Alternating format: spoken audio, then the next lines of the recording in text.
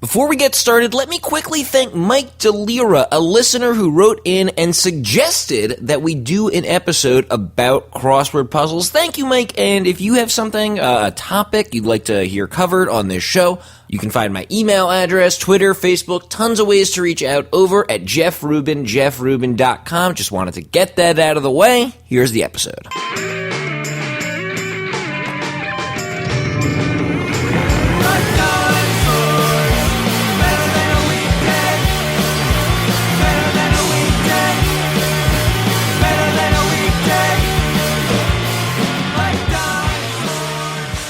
Hey everybody, welcome to the Jeff Rubin Show. I am Jeff Rubin, and today on the Skype-omophone, I am joined by five-time champion at the American Crossword Puzzle Tournament. Please, a big Jeff Rubin Show welcome for Tyler Hinman. Hello, Tyler. Hey, how you doing? Tyler, I guess we gotta start. How'd you get into this? At what point were you like, I think I'm good enough at crosswords that maybe I could win a championship? How old were you then? Well, I started going to the tournament before I really thought I could win. I was just I wanted to go, meet my fellow puzzle people and solve some good crosswords, and basically that was it. But you also, I should mention maybe up top, you are also the youngest person to ever win this tournament. Are you the youngest person, or you are the youngest person? I still am. Yeah, I was 20 when I won. So you must have been extremely young when you're just going and watching people solve crossword puzzles? No, I participated. I just didn't have any illusions about winning. Gotcha. So you were like, just seemed like a fun thing to do. Yeah, definitely. Where is the Crossword Puzzle Championship? Is it local to wherever you are? Oh, no, it's moved around a little bit. It was at Stamford, Connecticut, just across from New York City there for many years. And then when the tournament got a little bit big, it moved to Brooklyn. And since then, they decided to move it back to Stamford. That's always been kind of its home, so they decided to move it back there. So even as a teenager, and you live in New York, it sounds like? No, I live in San Francisco, actually. Oh, so fly over every year. You would fly there? Even as a teenager, you would fly across the country to attend the Crossword Puzzle Championships? Actually, when I was 16, when I first went, my family was actually living in England at the time, so it was actually even farther than that. But you flew, I just want to, this is blowing my mind, so I just want to make sure I'm getting this right. You, as a teenager, you flew to the Crossword Puzzle Championships? Basically, yeah. You must have been the coolest teenager. No, sir. You said, like, your fellow puzzle people. Like, why were they your fellow puzzle people? Like, crossword puzzles are a reasonably popular hobby. My mom does a crossword puzzle every day, but my mom would certainly never fly anywhere to meet her fellow puzzle people. So you must have been a level deeper into it. Oh, for sure, yeah. I was just, I've done puzzles my entire life, so it's something that's always kind of there for me. But when I got into, the standard, American-style crossword in particular, you just come across this whole community. I started to construct puzzles, too, and there's a whole message board for that. So, started to kind of communicate on the internet with all these other people who liked the same thing I did. Were your parents at all worried that you were, like, flying to go to New York and you were going to go get into trouble? Or are you like, no, I'm literally going to the Crossword Puzzle Championship? That's almost like when Bart lies to his parents and says he's going to the grammar rodeo. Like, they could have said Crossword Puzzle Championship and that joke would pretty much still work. No, it was legit the crossword tournament, but on the plus side, I knocked over the Sun Sphere. Oh man, we definitely would have gotten along in high school. But how many puzzles were you doing on an average day back then? Back then, I started, it's the New York Times puzzle. There's a kind of an international newspaper that we got in England that printed that puzzle, and I would find a few more online. So I was doing probably 3 or 4 a day.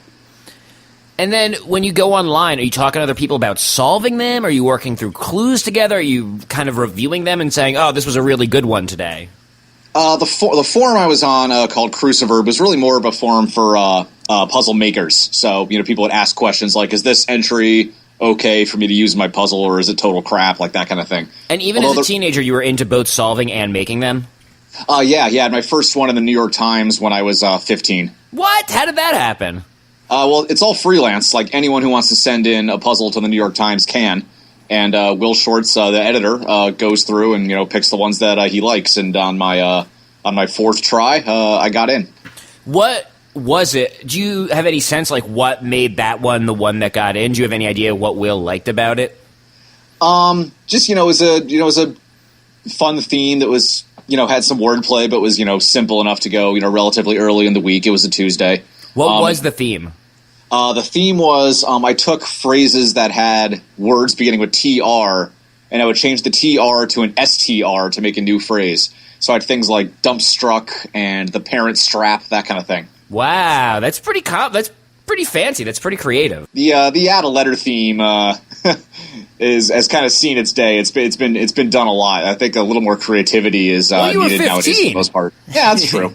And it's also 15 years ago. So I want to talk about making them, but first I want to understand a little bit more about this championship. What is the format? Because crossword puzzles are not generally seen as sport. So how do you turn them into something competitive? Well, there's a the big ballroom at the hotel, and everyone sits there, and they pass out a puzzle to you face down. And there's a big clock at the front of the room, and Will Shorts, who also directs the tournament, he says, go, and you hear the sound of 500 pieces of paper being turned over simultaneously. The clock starts, and you solve the puzzle as fast as you can. When you're done, you raise your hand, and a judge will come over and collect it and mark down the number of full minutes you have left on your clock.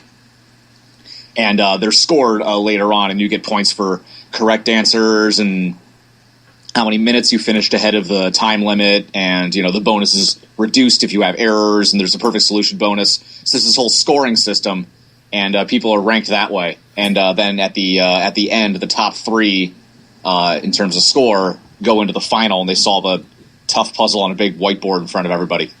Is there any meta game to this where you might want to turn it in 5 minutes early even though you're not done just to get the time bonus? Or is the goal, like when you turn it in, are you pretty much done in your mind? Oh, you have to be done because there's a perfect solution bonus of 150, which is the equivalent of 6 minutes. So you pretty much don't want to turn it in until you're done. Oh, yeah, at the top levels. Oh, yeah, if you make a mistake, it's not technically a death sentence, but it's very close. And then is there any interactivity at all amongst the players, or is it basically like a solo pursuit?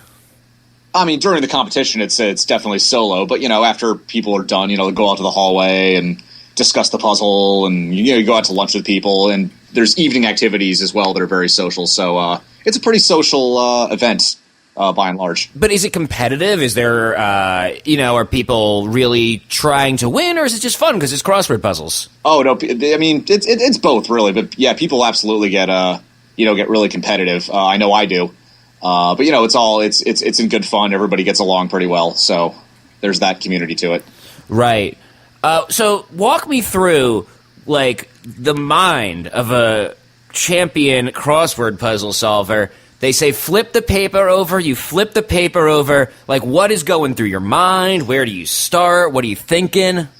I mean, I try to start in the upper left. I know where I'm going to find that clue on the page. It's going to be that one across. It's at the same place in the page at the start of the clue list.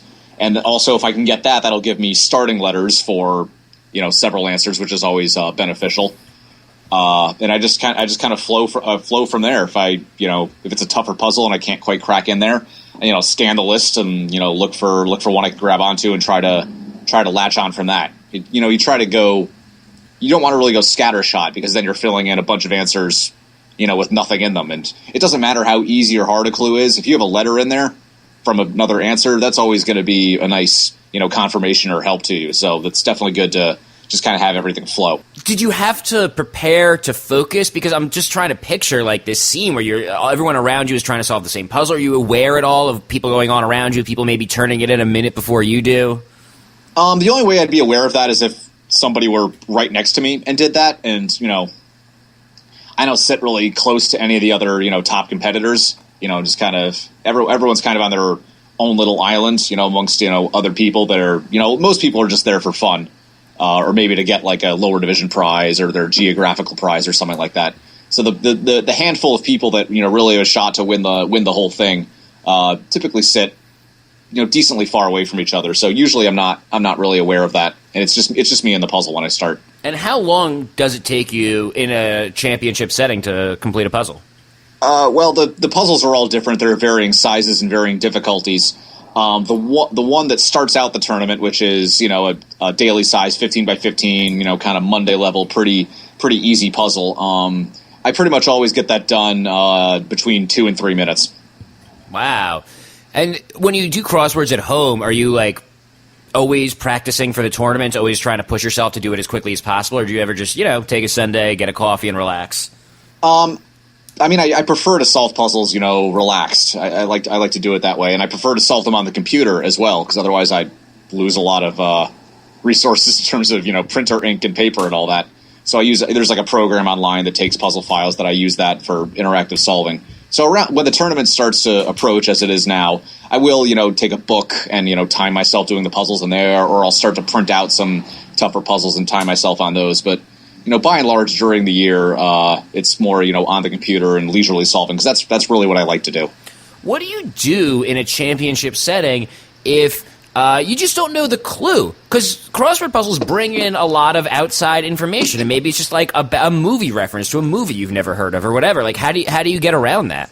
Oh, that happens a lot, and the answer is you just try to move to something around it, because nowadays puzzles don't really have that much like obscurity. Like, even if I don't know something, if I have enough letters, usually I can kind of recognize the answer and realize, okay, that's a thing that makes sense. So really, you just try to get the answers around it until you'd have enough information to make the answer relatively obvious, or at least sensible sounding. What skills do you need to solve crossword puzzles? Like, what are the requisite skills to be a champion? Well, it's basically it's been said quite accurately that the people who tend to be the best at puzzles, you might think it'd be people who are teachers, or who know a lot of English lit or history or something like that. But the skills that lend themselves best to puzzle solving are like math professions, like computer programming, that kind of thing, and music. And because those three disciplines, crosswords, math, computer programming, and music, all involve kind of coded ways of expressing information. It's the short language of a crossword clue, or it's computer code, or numbers, or musical notation. And the brains that are good at that kind of stuff can translate that extremely quickly, and that comes in handy, at a tournament where you just see this, short little, burst of words, and you convert it into something that makes sense in the grid. So that's really the primary skill. It's kind of figuring how the language of crosswords works, and memorizing the words that are short and vowel heavy and thus appear in crosswords an awful lot, maybe not so much in real life. So it's just a lot of practice as well, just getting good at it. Do you get better the more you practice? It seems like you would, just like anything, right? Yeah, I think so, absolutely. Like right now, I really want to try to get better at the tougher themeless puzzles, like the puzzles that appear on Friday and Saturday in the New York Times. Those have more wide open white areas and longer entries on average, and of course much tougher clues. And that's the kind of puzzle that you face in the final, where I've had trouble in previous years. So that's really, what I want to focus on and get better at. I definitely think there's room for improvement there. That year that you were the youngest person to win, you couldn't even legally drink, but you were winning crossword puzzle championships. That's correct. Was that a big deal in the community? Did people not take you seriously, or were they more impressed by you because of your age?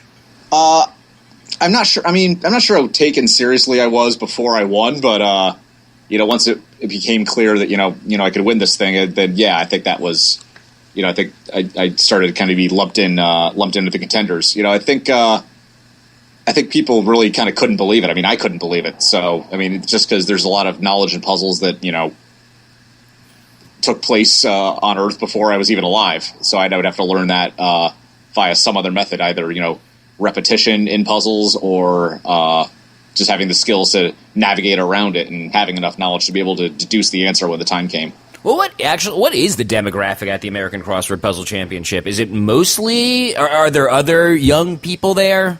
Yeah, there are other young people there, actually. The age spectrum is pretty wide, actually. There's a decent youth movement, I feel like, with it. There's a lot of really talented young constructors that are coming up or have come up. I think it's a pretty good cross section in terms of age, anyway. It is predominantly male. There are definitely some women who are very good and have a chance to win, but it is mostly male, and it's largely white as well. which, we all wish, that were a little bit different, a little bit more diverse. There is a little diversity, but, we definitely wish it were better. Has it changed over the years? I mean, you've been going 15 years, it sounds like, at this point, right? Yeah, my first tournament was 2001. I missed 2002. We were still in England. I was still in England, and I didn't get over that year. And I went back in 2003, and I haven't missed one since. So how have you seen it change over the years? Well, you have new competitors that come in and threaten to take the title, or actually do take the title. You have people that have won several tournaments and were big contenders, but as you kind of get up there in years, it's hard to go as fast. Pretty much like any sport. So there's kind of that very slow kind of ebb and flow of competitors in and out of contention for the big prize. And the size of the tournament has varied. It used to, my first year was like 350 people, but after the documentary Wordplay came out in 2006, it really ballooned of people who wanted to try this. And the last year in Stamford, before it moved to Brooklyn, there were a good 700 people, I think, something like that. And it got so cramped, and they had overflow rooms and all that they moved it to Brooklyn. And since then, it's tailed off to maybe in the 600 range, and it's still a little tight in Stamford, but that's its home. It's the place we all love, so I think we're all happy to be back there. Now, Wordplay is a documentary from, I want to say 2000. You said 2006. I don't want to say it. You said it. 2006. Yeah, filmed in 2005. And you are in that movie. That's correct. Yeah. So, what was that experience like? Did that add pressure? What was it like being in a documentary about crosswords? Oh, it was just it was really strange. I get a call from this guy Patrick Creedon saying he's doing a documentary about Will Shortz and the New York Times crossword, and Will really wanted him to cover the tournament that he runs, and Patrick wanted to cover some people who have a chance to win, and he calls me up and asks, come by and interview me, film me around my, fraternity house and on campus and all that. And I said, yeah, okay, great. This will be fun to watch on channel 490 in about 5 years. So he came by and did that whole thing, and and they filmed at the tournament, of course, which was really surreal and a big thrill because that was my first victory. Spoiler alert. And then I found out around Thanksgiving that year that we were going to Sundance. So that's when I thought that maybe this could actually be something. And it's a reasonably popular movie because I think there's a lot of one thing about the film is there's a lot of famous crossword puzzle fans in the movie, like Bill Clinton and Jon Stewart. Mm-hmm. So this is a movie people have heard of and seen, I think. Oh yeah, definitely. Yeah, it did pretty well, for a documentary. Can't compare to like Inconvenient Truth or a Michael Moore documentary or anything like that. But those are the exceptions. For that genre, it did quite well. It's interesting you mention. That you were in the fraternity house at the time, because I'm now realizing that if you won your first championship at 20 and you've been going all these years, just like what a part of your youth this must have been. I mean, what do people say when you tell them that you're like a serious contender? You're in college and you meet someone, and you're like, yeah, I'm a crossword puzzle championship. I'm a crossword puzzle champion. I go every year. There's like a big thing. Like, I don't know. How do people react when you tell them that? It's supposed to like, oh yeah, cool. Like people don't really know how to respond to it a lot of the time because they don't even know it's a thing. They have no idea this tournament exists. They think of crossword puzzles as something that's in the paper every day. And my grandmother loves crosswords is something I get a lot. But that's what's so fun about crosswords is that like they do cross demographics, and we were talking about how it's not that diverse at the tournament, but like it feels like sort of everyone does crosswords, right? Yeah, I mean. Millions and millions of people, do it every day. I mean, the New York Times crossword in particular has kind of achieved this sort of reverence. Like, people really associate that with, very highbrow, very difficult puzzle to do, even though, Monday and Tuesday and like the early week, it's really not that difficult, but it's gotten a great reputation. What is it about the New York Times puzzle that makes it so much better than, for instance, the free puzzle that's in Metro? Well, it's very carefully curated. It's handcrafted. A bunch of different people make the puzzle. I think Will has said he gets about 110 different constructors every year.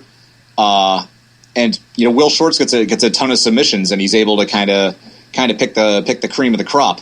Although it's worth noting that there are a lot of puzzles these days that I feel are really approaching, and in some cases I'd say even surpassing the New York Times in terms of quality. There's a big indie crossword movement lately, You have people with plenty of constructors with their own blogs. The American Values Club crossword, to which I occasionally contribute. That used to be the Onions puzzle before they kind of turned us loose, and we continued it as an independent venture. And there's all these kind of independent subscription services and blogs that are where people can really express their own voice. And there's no editor to change things. There's no standards of decency in terms of newspaper editing to conform to, and people just kind of do whatever they want. And it's really given rise to a kind of a revolution in terms of the kind of voice and tone that these puzzles can have. It's crazy to me to hear you say, though of course it makes sense once I think about it for a sec, that people are expressing their own voice through puzzles. I wouldn't have thought that crossword puzzles are a good medium for expressing your voice. Who are some of the interesting voices? Who are some of these indie creators, and like what are they expressing via crossword puzzles? Oh, I mean, it tends to be kind of more the younger set that are starting up these blogs, just posting, hey, I'm going to post a free puzzle, every couple of weeks. Kind of the standard bearer in terms of that is a guy named Brendan Emmett Quigley. He's been a great constructor for many years, and he's had his own blog for years now. I test solve puzzles for him, and I think his publication schedule has varied a little bit over the years, but he posts at least a couple of puzzles a week, and they're all free. They're all by him. The only changes he makes are ones like his test solver suggests, because there's some kind of quibble there. But it really enables him to express his own voice in terms of, like, if it's a themeless puzzle, usually at one across or somewhere else in the puzzle, you want to put like a really unique phrase that hasn't been seen in puzzles before, and so that really often reflects the constructor's personality. Or if there's an opportunity to clue a word with some kind of musical reference that the constructor likes, that's liable to slip in, as opposed to some sort of other maybe mustier reference that might appear in a newspaper. So there's a bunch of them out there. Walk me through creating a crossword puzzle. I got a blank page. I mean, first of all, I probably don't have a page. Presumably there's some software you use for this, right? Yeah. My first one, when I had the New York Times, I actually used graph paper and one of those crossword puzzle solver things where you punch in a sequence of letters and question marks, and it tells you all the words that fit the pattern you punched in. Right. I remember those. Yeah, but nowadays it's definitely software. There's a few out there. The most popular one is called Crossword Compiler. That's really kind of really the gold standard professional one. All right, so I open up Crossword Compiler. I want to make a crossword puzzle. I mean, where do I start? What do you do? Blank page. Well, that depends on if you're doing a themed puzzle or a themeless puzzle. If you have a theme, like the one I explained earlier with TR and STR, you want to kind of compile your theme entries, and you want those to be symmetrical. So for every one, it can either go in the center, or it can have another one of the same length, so it can kind of go diametrically opposite, because puzzles have 180-degree rotational symmetry. So after you curate kind of those theme answers, you want to put those in the grid right away, and then you want to place your black squares. Some black squares will be forced by the theme answers, and then you want to put them in so you don't end up with anything too long or crossing three different answers. Like if you have a 7-letter answer and the third letter's Q and the second to last letter's H, like you want to avoid situations like that. So you carefully place the squares so everything looks like it's going to be fillable, and then you just kind of go through the grid and fill in the words, kind of having it flow all over. And you start with the entry that looks like it's going to be the most constrained. Like if you have a down answer crossing multiple theme answers, you already have a couple letters locked in. There's not going to be many words that fit there. You start with someone like that, and then you just go all around the grid until it's done, and then you clue. What are, for people who maybe aren't as intimately familiar with crosswords, let's say, what are some sample themes that you might choose from? Like, what does a crossword puzzle theme look like? They're in various families. Like Monday, you might have a simple puzzle, like one I can recall that was featured in Wordplay that Al Sanders speed solves. It's just all the longest answers in the puzzle. The theme answers are typically the longest. They all had types of cheese in them, like cottage industry was a theme answer. Maybe I can't remember the others, but maybe like Swiss Guard or something like that, or American Idol, things like that. So that's kind of a very simple theme where there's just kind of a unifying theme for the answers. They all have something in common. There's the ones I described where you like add a letter, subtract a letter, or change a letter in a certain consistent way to make new phrases, and you kind of clue those in a punny fashion. Later in the week, you can get really tricky stuff like rebus themes, where you have to put more than one letter in a box. That doesn't seem fair. It seems like there's like very few rules for crossword puzzles, and one of them is one letter per box. Yeah, no one likes it the first time they see it. I know I didn't. The first one I saw, which was in the New York Times, you had to put text in one square. It's like, cowboy theme or whatever. So Great Expectations was one of the theme answers. And you had to put GREA and then TEX in one box, and then Tectations. And I remember my English teacher had cracked it, and I said, I'm completely stuck. I don't know what to do today. I can't get any of this. It was Thursday. I wasn't very good at puzzles yet. And he explained it to me, and I was livid. Like, you can't do that. That's unfair. It's ridiculous. But nowadays, you learn to be on the lookout for it for later in the week puzzles. Do you have to message that at all? Like, one of these is a bullshit cheaty answer, or people just figure it out? For the most part, you have to just figure it out. Sometimes puzzles will have kind of what's called a revealer, which is kind of an answer that sort of explains the theme, like, what you have to put. What you have to squeeze into some boxes several times in this puzzle, or what you have to do to theme answers in this puzzle. So sometimes there's stuff like that, but a lot of the time it's just there waiting for the aha moment. Yeah, I feel like that aha moment is really an important piece of enjoying crossword puzzles. And probably the most fun you can have with a crossword puzzle is when you just hit that really long word that really like opens up the puzzle for you, and like you think you're stuck. For sure. Is that done by design? Do you know where those moments are going to be when you're putting together a puzzle? I mean, most of the time it's gonna involve the theme. Aha moments can kind of come in different ways. Like for that kind of rebus theme, when you realize what's going on with the theme, or some other tricky theme in which letters are deleted from answers for some reason, or answers are spelled backwards for some thematic reason. So when you realize what's going on, that's a very satisfying one. Sometimes if you're solving a themeless puzzle and you're kind of stuck in this one corner, and then you just get that one answer, it suddenly just pops into your head, and you get everything else around it as a result, that's a very satisfying one. So it's hard to say. With the tough theme puzzle, yeah, you pretty much know that's going to be the aha. With a themeless, maybe, you don't necessarily know which part is going to cause people the most trouble, and it might be different things for different people. Right. Is there a theme you have seen recently that really blew you away, thought it was really fun, really creative, something you hadn't seen before? Oh, wow. Yeah, it's one of those things like, I solve enough that... you should have an answer. Yeah, I see one quite a bit. It's almost too many answers. The puzzles I've been finding most satisfying lately, in terms of themed puzzles, are some things called meta puzzles, which is kind of a newer sort of trend in the crossword world.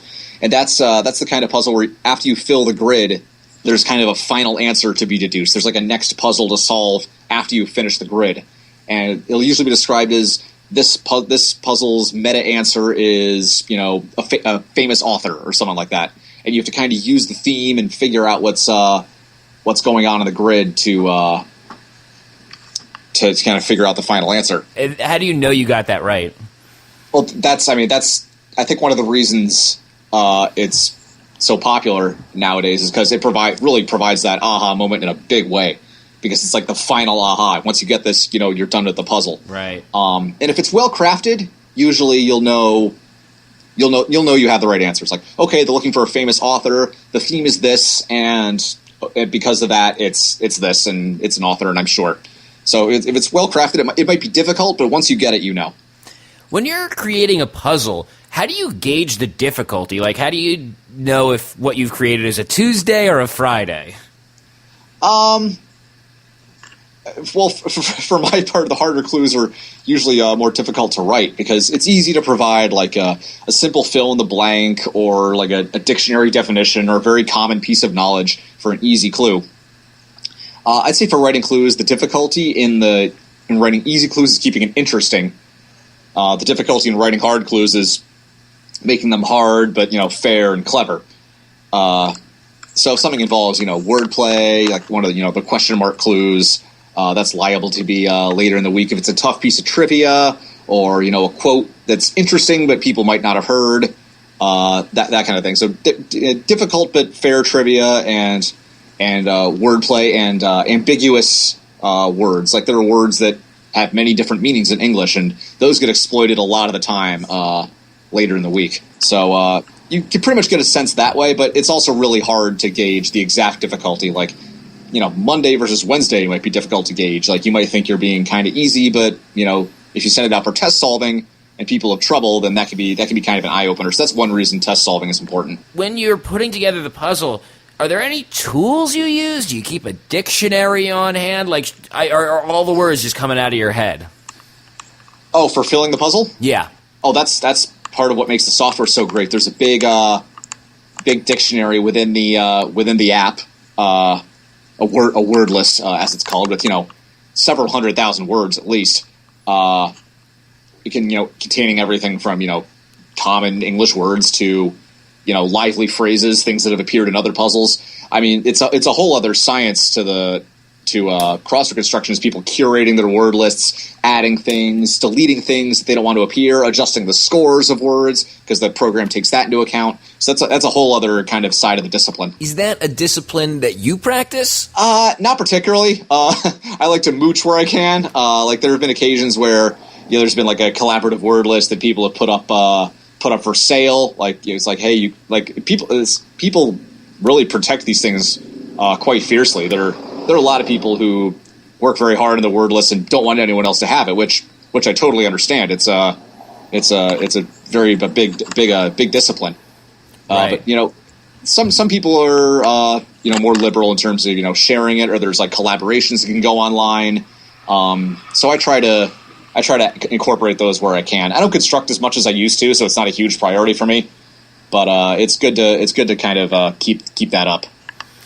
Can you recognize certain puzzle creators by their style, like by their puzzle? Like you're doing one, you're like, oh yeah, this is a Shorts.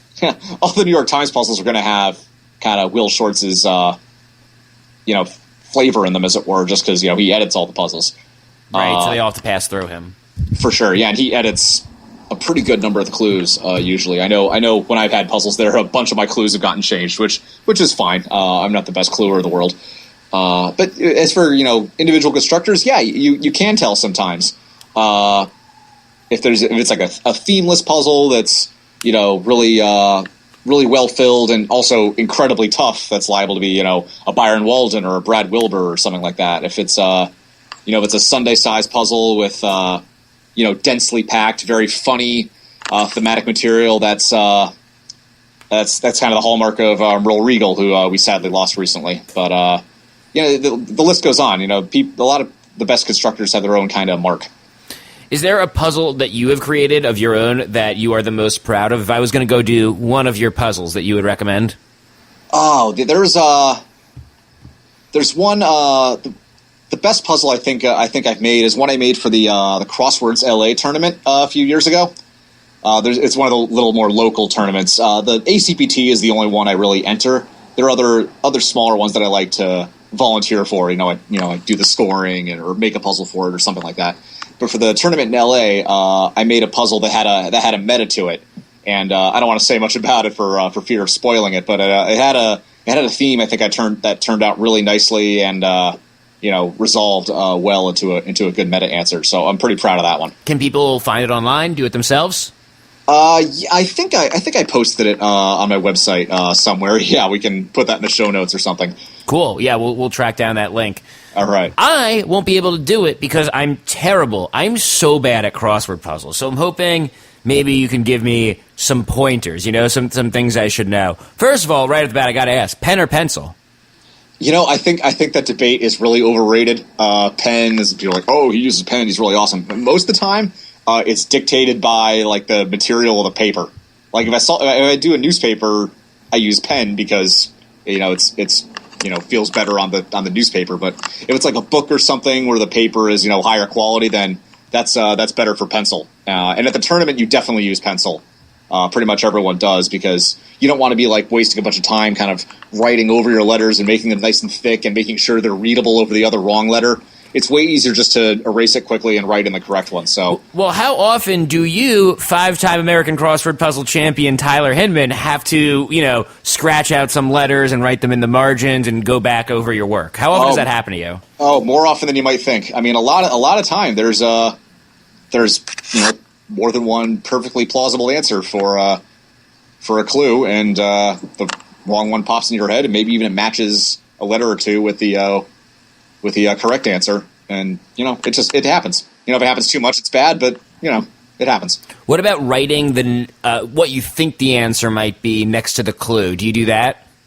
Not really. No. At the high level, I'm really looking to try to find a place where I can get a really solid foothold. I might do that if I'm really stuck. But if I'm really stuck, I'm probably already in trouble, because the margins are so razor thin there at the top. So I'm just trying to feel out your habits. Like, maybe if I just do what you do, I will suddenly be amazing at crossword puzzles. But that's probably not true. Are there any tips you would give me to help me improve my game? The biggest thing you can do is just practice. It really is. I mean, when I first started doing the New York Times puzzle, I got Mondays okay. I couldn't do Tuesday. It was a good month before I could do Tuesday. And then Wednesday, Thursday, beyond, just forget it. Like, no chance. What I always point to is the Fridays, which is the second toughest of the week. I went a year not being able to do a Friday. I would always get stuck. Maybe I'd get a corner or two, but I just couldn't finish it off. And then I got 3 in a row. I went from nothing to I got it 3 weeks in a row. And when was that? Recently, or when you were a kid? Oh, no, that was probably sophomore year of high school, maybe. I love that you remember. Oh man, sophomore year of high school. I couldn't get a Friday all year. Just like remembering just that streak you had in crossword puzzles in high school is. Do you remember stuff like that a lot? Do you remember particular puzzles from your youth? I could still pull up when I was curious. The first Times crossword I tried, which was a Friday. My freshman year history teacher gave it to me to try, and I remember just enough about it that I was able to kind of look online later and remember which one it was, and it was November of '98. I was like, oh yeah, I remember being sure of that 10-letter answer and it being completely wrong, and so I remember a couple of puzzles like that. Now, as an adult, what is your completion rate? Is it 100%, or are you often just like, I'm stuck, I can't get this one? And then what do you do? It's pretty close to 100%. When I do get stuck, it'll usually be like one square that's 2 things that cross that I just flat out don't know. And that occasionally happens. Like, there'll be 2 pieces of trivia, and hopefully most of the time, and this is the case most of the time, not many letters will actually make sense, but sometimes it'll be like, I know it'll be a vowel because there are consonants around it, but I just don't know which vowel because I don't know either thing, and I have to take a shot, and, maybe I'm wrong. But aside of that very rare kind of isolated thing, I can't remember the last time, an entire corner of a puzzle stumped me. At the risk of opening an entirely new can of worms, are you into other types of puzzles, and what are those? Oh, absolutely. Yeah, I like a lot of things. I do a lot of language neutral logic puzzles. So you must be playing The Witness, right? Oh, I actually got to the end just a few days ago. I have been traveling, so I'm a little further behind. I'm not sure when I'm releasing this, so I don't know how long The Witness will be out when people are hearing this. Because The Witness is basically it seems like the prime example of what you just described. Could you describe the video game for those who don't know?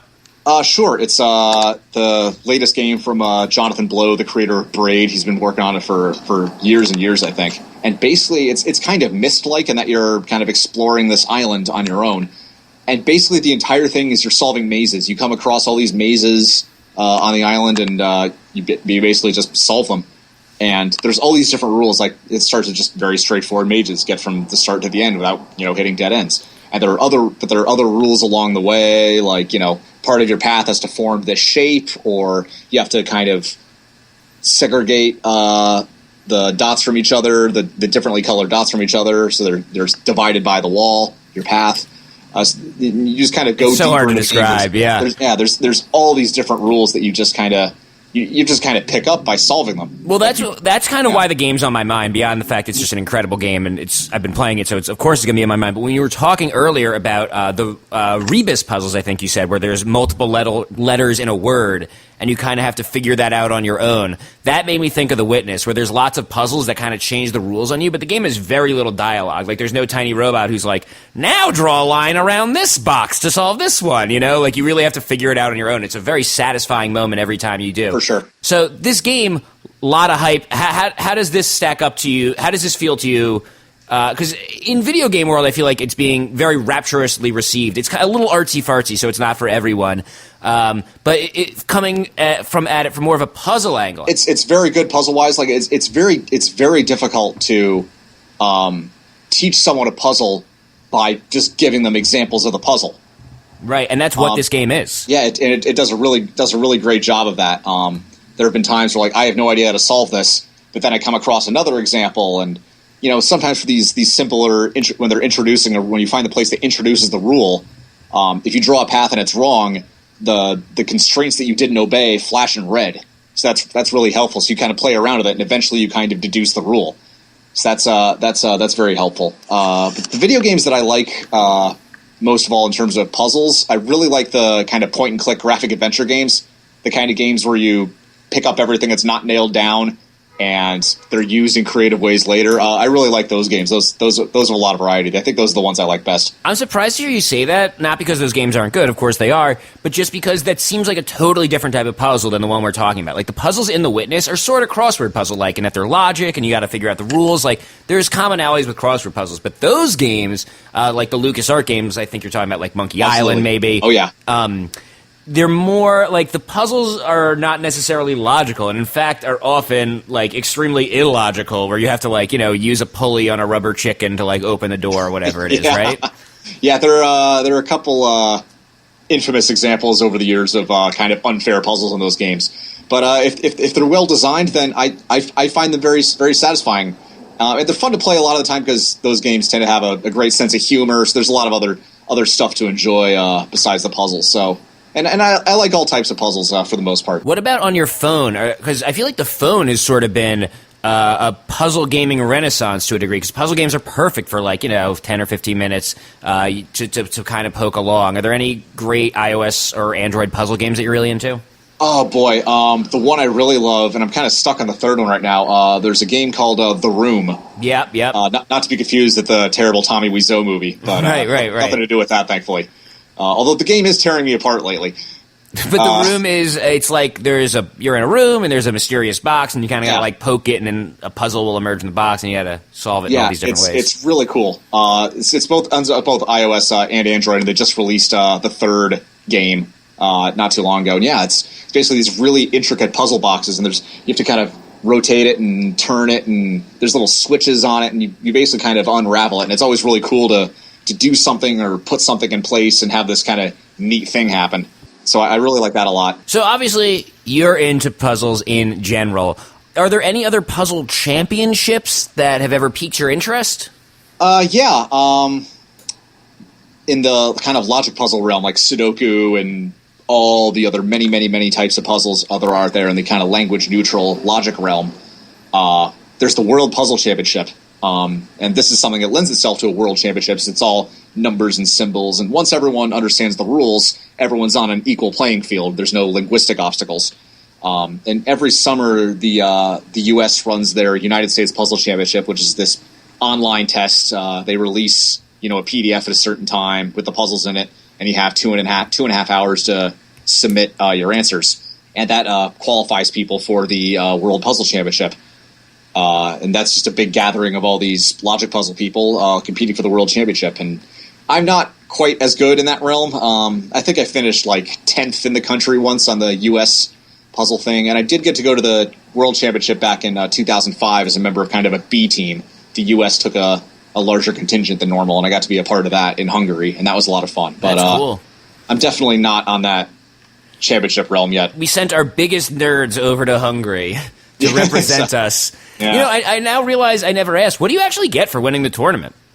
The crossword tournament?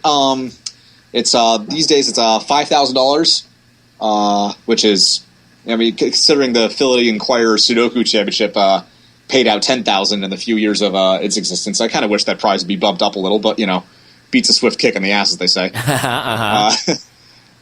yeah, $5,000, you get a nice trophy, like a bowl, puzzle books, adulation, that kind of thing.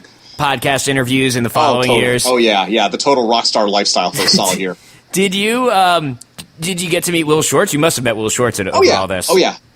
We've met at the tournament, obviously, and also one of my favorite events of the year is the National Puzzlers League convention, which it moves around the country, different place every year.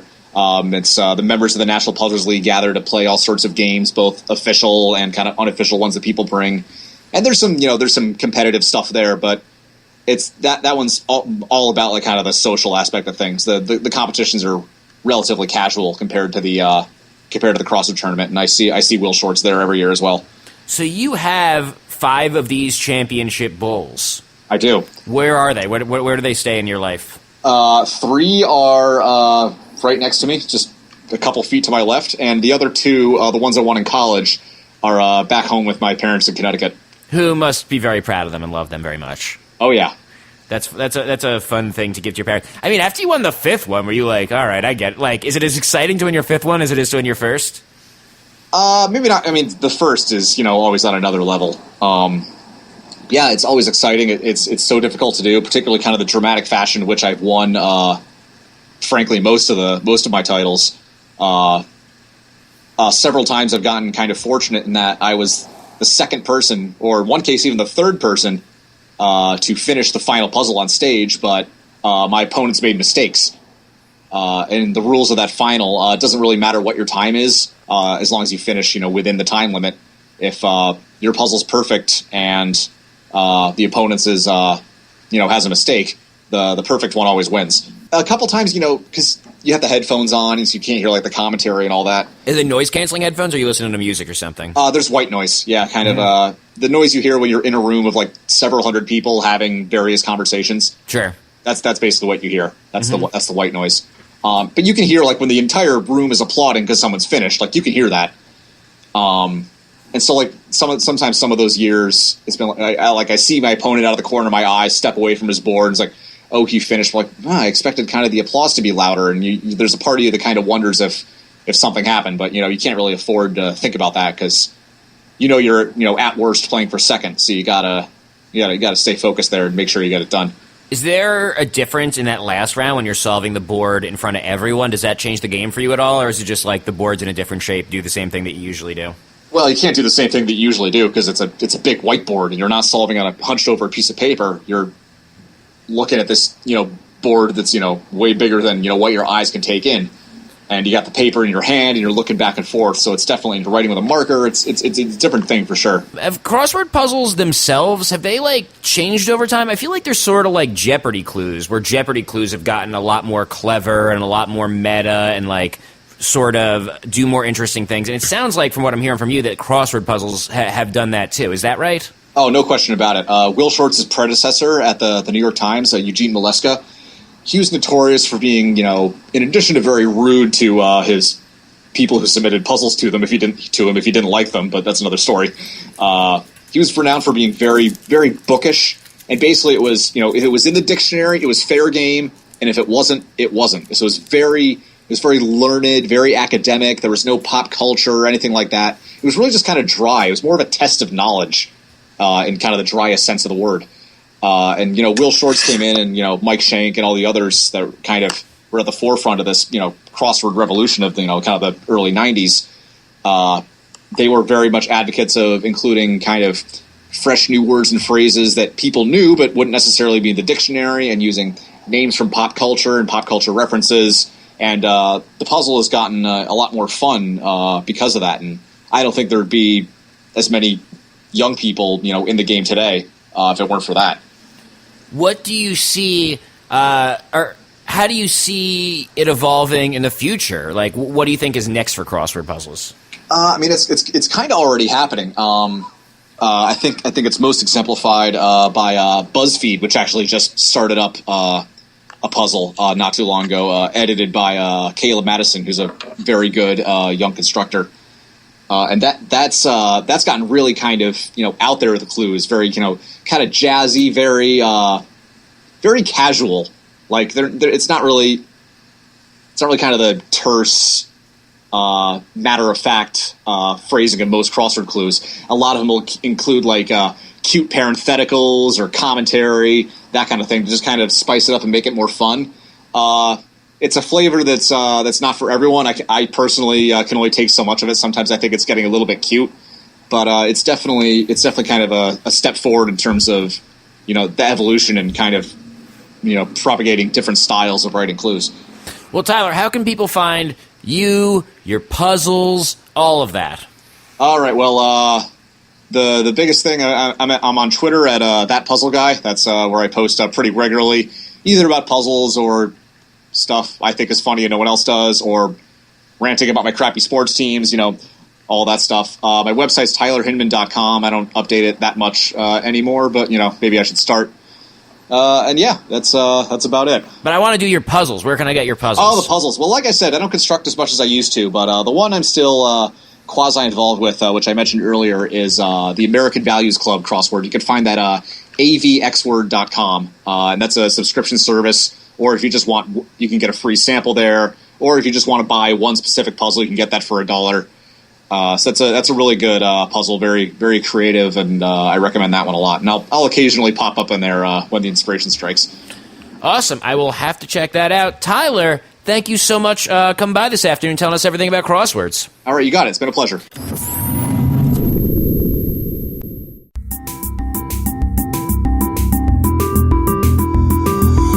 Man, I hate to be the one to have to tell you guys this, but that is the end of another episode of the Jeff Rubin Show. Thank you again to Tyler, and thank you one more time to Mike, the person who initially suggested doing an episode about crossword puzzles. The Jeff Rubin Show will return in 2 weeks. I know it was 3 weeks between this episode and the last episode. Oh, that reminds me, though, in those 3 weeks, I released a video on my YouTube channel with my old friend Scott Wiener of Scott's Pizza Tours. We took a look at a pizza box of his from his literally Guinness World Record collection of pizza boxes. It is a pizza box from Hong Kong that turns into a movie projector. And if that sounds like something you might be interested, boy, have I got the internet video for you. It is on youtube.com/Jeff Rubin. The link to that is, of course, at jeffrubin.com, as well as links to my Facebook, Twitter, etc. 2 weeks, new episode. Oh, I can tell you who it's with. It will be with the video game attorney. This is an attorney, a lawyer, who is a gamer and works around video game law. We're going to find out what that means and what that's about in 2 weeks. See you there. But for now, bye.